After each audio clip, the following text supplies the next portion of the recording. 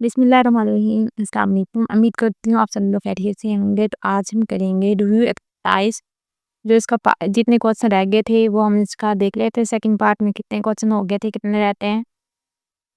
तो हमने इसकी जो प्रीवियस वीडियो थी उसमें क्वेश्चन नंबर 8 तक कर लिए थे। आज हम करेंगे क्वेश्चन नंबर 9 से। क्वेश्चन नंबर 9 में है कि हमने ये जो इसके 2 पार्ट दिए गए हैं उसके ऊपर यूनियन और इंटरसेक्शन की प्रॉपर्टी लगा के हमने इसको इसकी सिंपलेस्ट फॉर्म में इसको रिड्यूस कर देना है।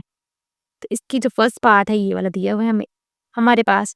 और आप यहाँ पे देखें तो इसके फर्स्ट पार्ट में यहाँ पे ये चीज़ यहाँ पे हमारे पास बन रहा है ये distributive property of intersection over union. उसकी प्रॉपर्टी यहाँ पे हम अप्लाई कर सकते हैं। वो हमारे पास क्या बनती है, ए का इंटरसेक्शन आ जाएगा ए के साथ, सही है, दरमियान में यूनियन, और फिर ए का इंटरसेक्शन आ जाएगा बी के साथ। तो ये वाली प्रॉपर्टी हमने यहाँ पे यूज़ की है लेफ्ट हैंड साइड में। अब यहाँ पे देखें तो ए का इंटरसेक्शन आ रहा है ए के साथ। जाहिर है जितने एलिमेंट, अगर ए में 3 एलिमेंट हैं तो फिर डिजाइन के अगर ये हमारे पास ए आ जाए ना 1 और 2, और ए का एक साथ अगर हमने इंटरसेक्शन लें, सही है, ए का एक साथ इंटरसेक्शन लें तो क्या आ जाएगा 1 2 आ जाएगा, मतलब ए ही आ जाएगा ना। तो ए का इंटरसेक्शन ए हमारे पास एक एक ए ही आता है। यहाँ पे हम पुट कर देंगे ए इसकी जगह पे, ये ए आ जाएगा यूनियन, और ये ए इंटरसेक्शन बी। अगर आप देखें तो हमने लेफ्ट हैंड साइड ली थी तो ये राइट हैंड साइड देखिए यही बन रही है ना।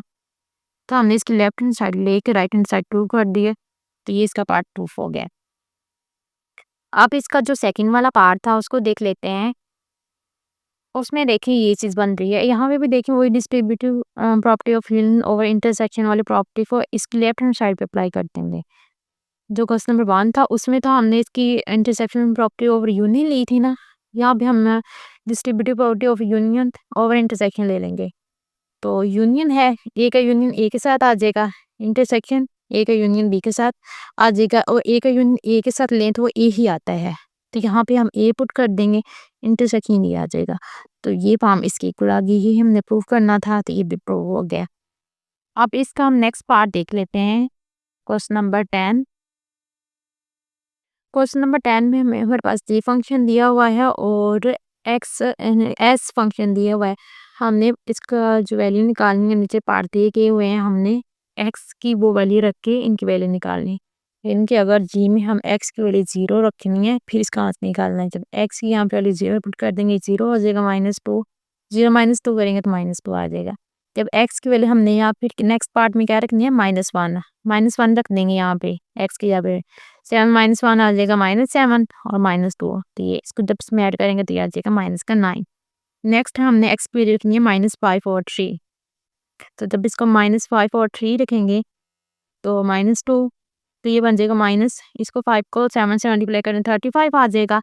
साथ ही ये माइनस वैसे आ जाएगा, डिवाइड में 3 और माइनस का ये 2 आ गया। अब यहाँ पे एलसीएम इसका लें तो 3 आ रहा है, इसकी डिवाइड में 3 का 1 आ रहा था, 3 को 1 पे डिवाइड करें तो आज 3 आता है। 3 को जब 2 से मल्टीप्लाई करना था 6 आ जाना था, 35 -6 करना था, -44 और 1/3 आ गया। तो ये इसकी वैल्यू है। अब इसका जो नेक्स्ट पार्ट फोर्थ है उसमें हमने एस फंक्शन लेना है, उसकी x1 रख के इसकी वैल्यू चेक करनी क्या आती है। तो हमारे पास जो एस वाला फंक्शन है वो देख लेते हैं, ये आ रहा था ना, यहाँ पे x है 8, x का स्केयर -3 है। तो x की जगह पे हम 1 पुट कर देते हैं, 1 का स्केयर आ जाएगा -3, 1 से मल्टीप्लाई करेंगे इसको, 1 का स्केयर 1 ही आ जाएगा। जब 8 1 से मल्टीप्लाई करेंगे 8 -3 तो ये 5 आ जाएगा। इसका जो फिफ्थ वाला पार्ट है वो देख लेते हैं, x को हम रखना है -9, तो यहाँ पे 8 × -9, इसका स्केयर है, पावर ऊपर इवन आ रही है तो माइनस ख़त्म हो जाएगा, 9 का स्केयर 18 माइनस ये 3 वैसे आ जाएगा। जब 8 को 81 से मल्टीप्लाई करेंगे ये आता है 648, -3 कर दें तो ये इसका आंसर आ जाएगा। अब जिसका नेक्स्ट पार्ट है ये वाला, इसमें हमने क्या करना है, x की वैल्यू रखनी है 7/2, 7/2 का स्केयर आ जाएगा, 7 का स्केयर लेंगे तो 49 आ जाएगा, 2 का स्केयर लेंगे तो 4 आ जाएगा।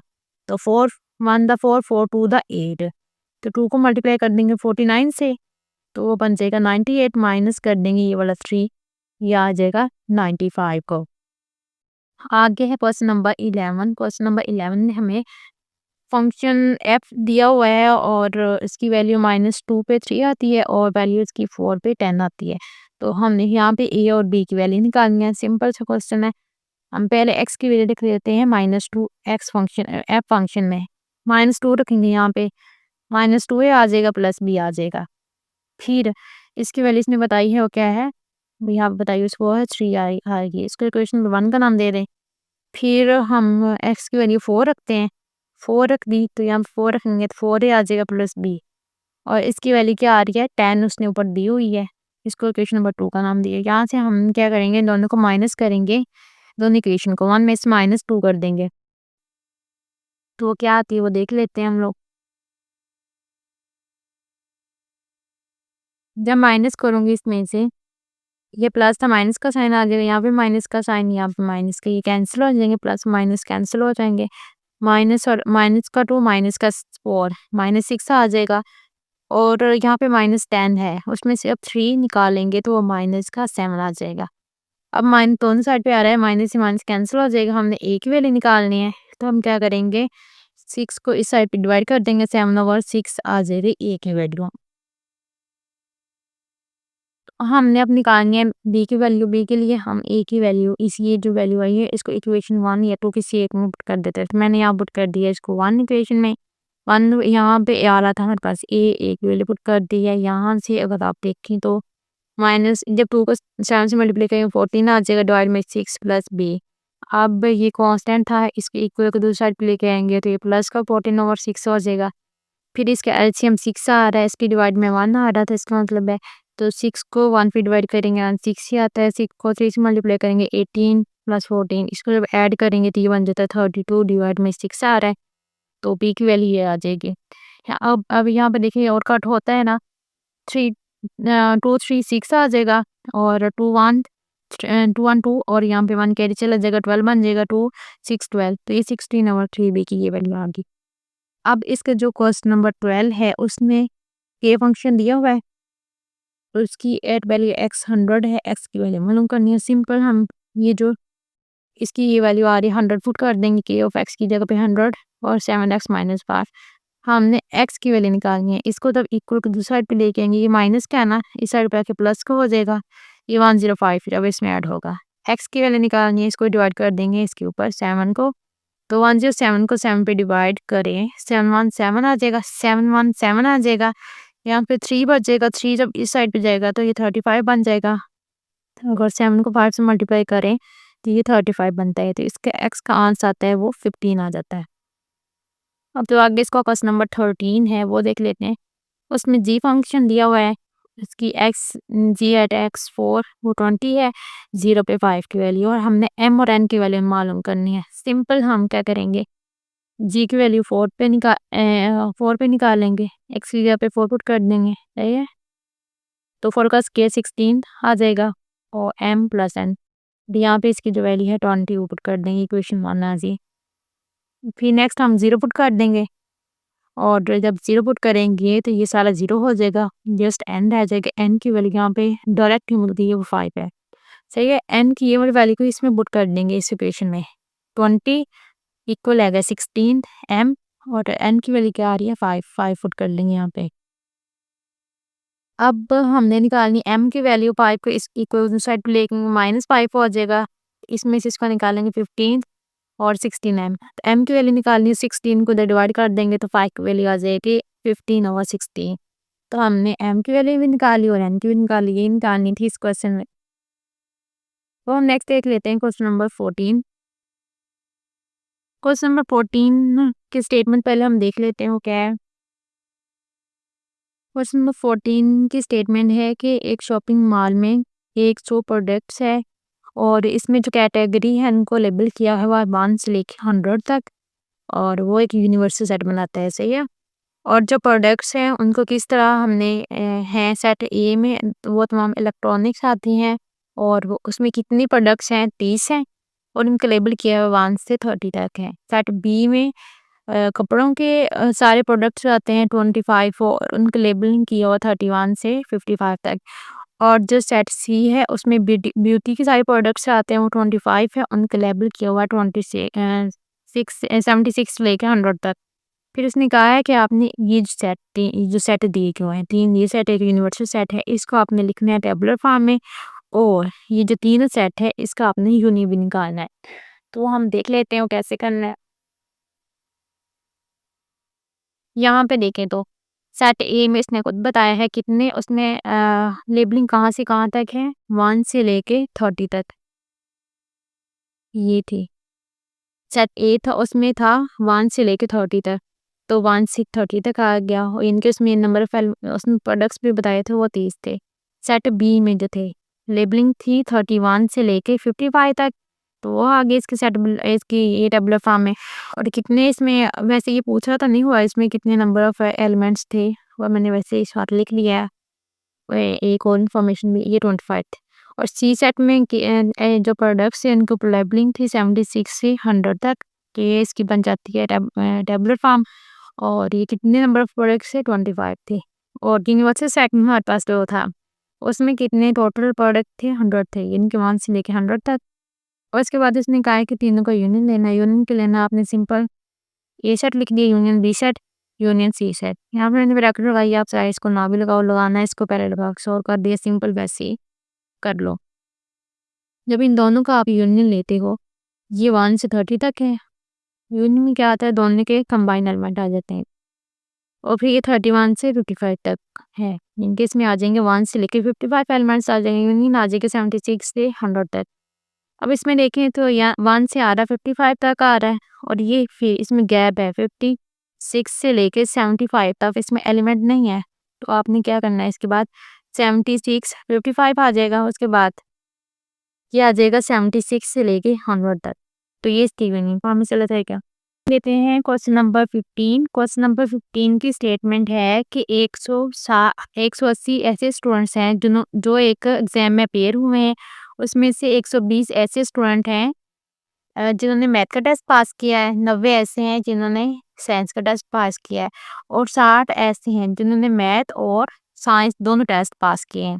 आगे इसके 4 पार्ट दिए गए हैं। फर्स्ट पार्ट में ये पूछा है कि आपने बताना है कि कितने स्टूडेंट्स ऐसे हैं जिन्होंने मैथ और साइंस दोनों टेस्ट पास किए हैं।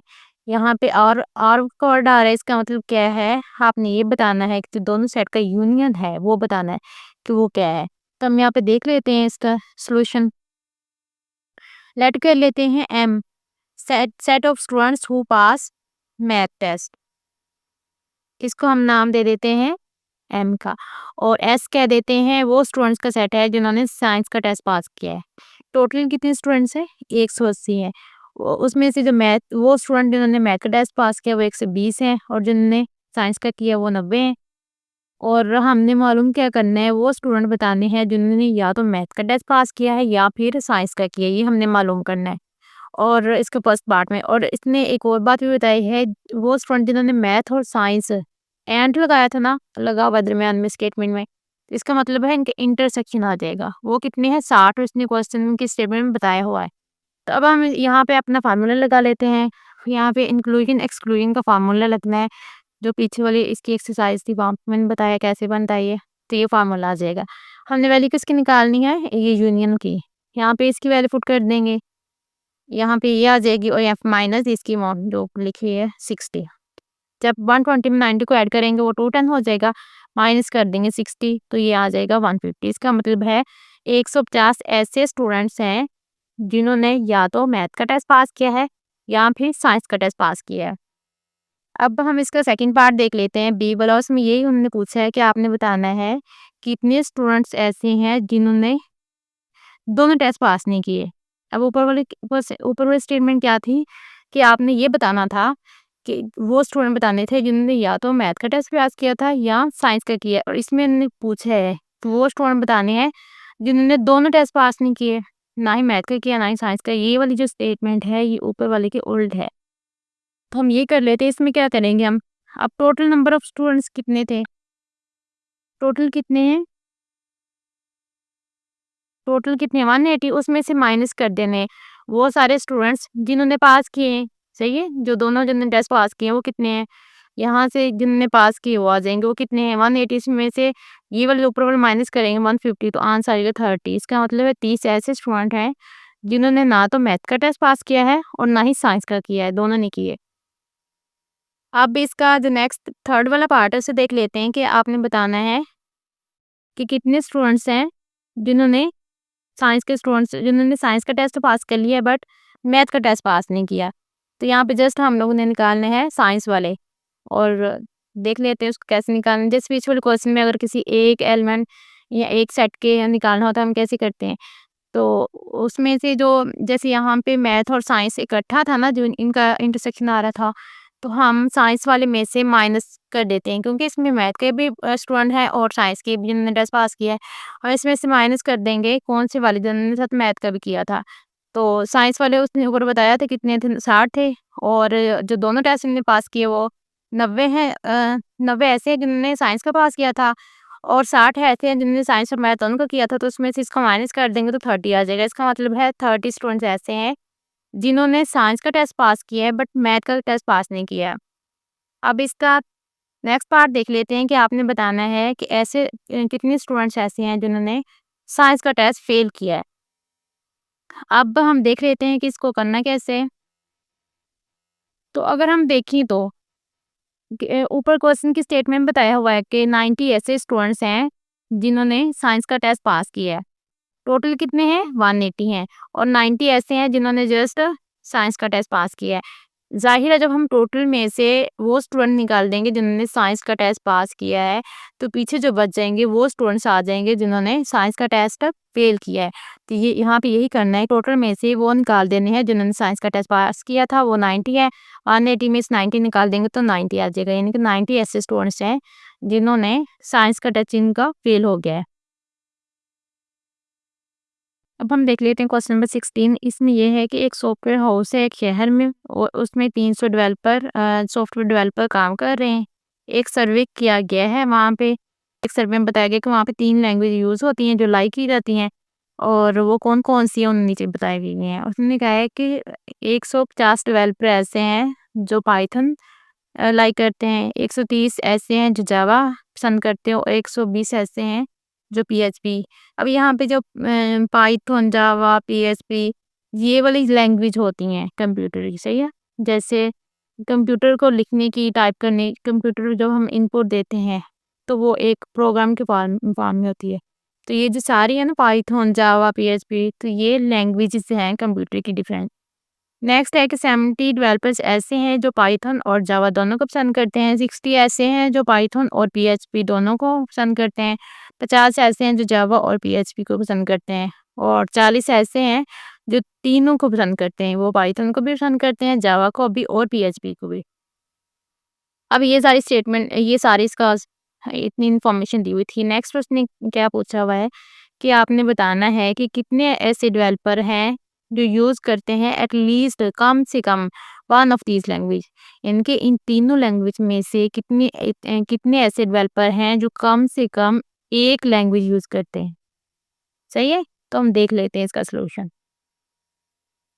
फर्स्ट हम बना लेते हैं, सेट बना लेते हैं, लेट कर लेते हैं T set of developers who like Python and J set of developers who like Java and T set of developers who like PHP। तो ये 3 सेट हमने लेट कर लिए।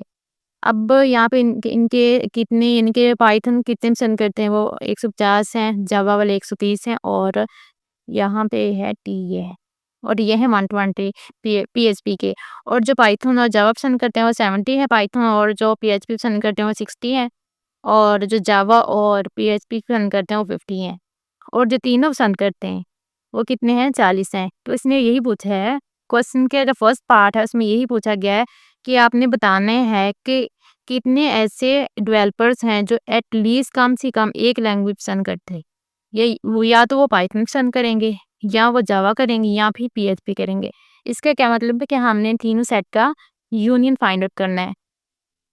तो हम यहाँ पे अपना फार्मूला जो है इंक्लूजन एक्सक्लूजन का वो लिख लेते हैं।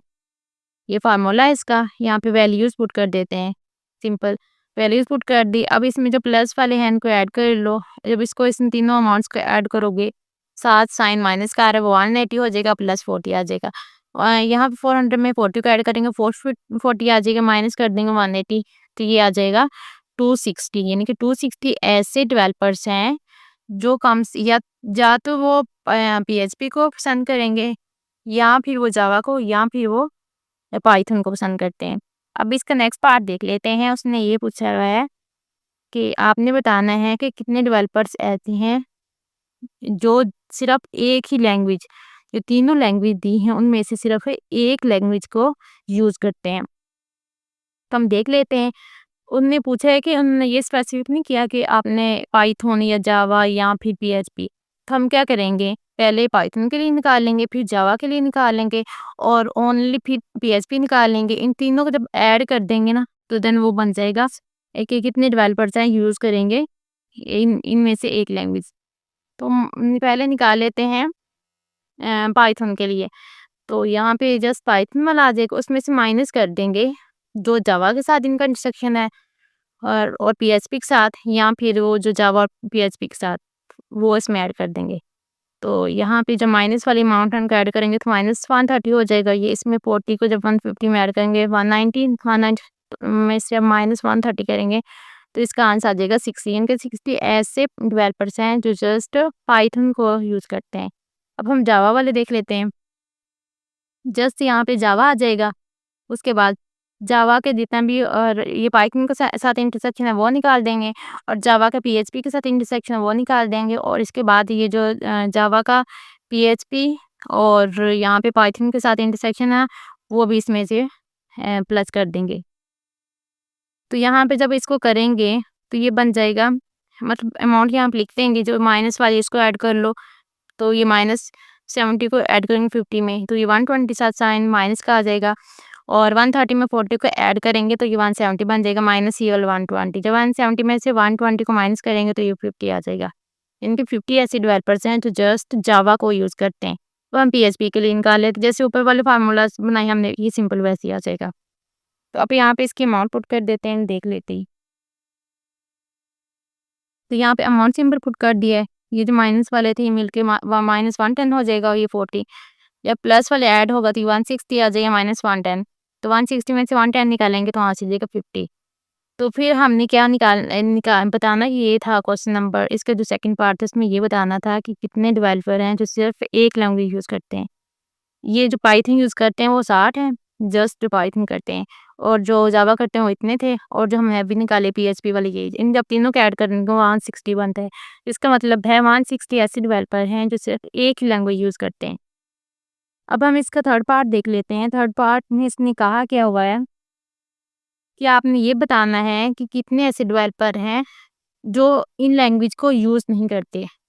यहाँ पे 3 लैंग्वेज बताई गई थी ना, उन्होंने कहा था कि 3 लैंग्वेज ऐसी हैं जो यूज़ हो रही हैं। लेकिन क्वेश्चन में ये पूछा गया ये जो तीनों को यूज़ नहीं करते, इसका मतलब क्या है, हम टोटल में से माइनस कर देंगे तीनों को। ये तीनों को यूँ नहीं आ रहा ना, टोटल में से उसको माइनस कर देंगे, तो जो बाकी बचेंगी वो आ जाएंगी, वो वाली लैंग्वेज आ जाएंगी जो यहाँ पे यूज़ नहीं की जा रही। तो टोटल थी 300 थी, उसमें से ये जो तीनों लैंग्वेज थी वो कितनी थी, 260 थी। तो जब इसमें से माइनस कर देंगे तो ये आ जाएगा 40 ऐसी हैं लैंग्वेज हैं जो यूज़ नहीं हो रही। इसका जो लास्ट पार्ट है वो देख लेते हैं कि कितने, आपने बताना है कि कितने डेवलपर्स हैं जो जस्ट पीएचपी को करते हैं, यूज़ करते हैं। तो हम वो देख लेते हैं। पीएचपी का यहाँ पे पीछे वाला जो था उसमें मैंने जस्ट जब ओनली पीएचपी वाला निकाला था, ये वाला इसका पार्ट 15 बी वाला पार्ट है। इसमें अगर देखें तो ओनली पीएचपी के लिए यहाँ पे इसका आंसर निकाला था, ये वाला आ रहा था, ये 50 आ रहा है। इसका मतलब है 50 ऐसे डेवलपर्स हैं जस्ट पीएचपी को यूज़ करते हैं। तो हम यही इसका लास्ट पार्ट था। होप सो आप लोगों को आज की वीडियो समझ आ गई होगी। वीडियो को लाइक करें, चैनल को सब्सक्राइब करें, अपने फ्रेंड के साथ शेयर करें। नेक्स्ट वीडियो में फिर मिलते हैं, तब तक के लिए अल्लाह हाफिज़।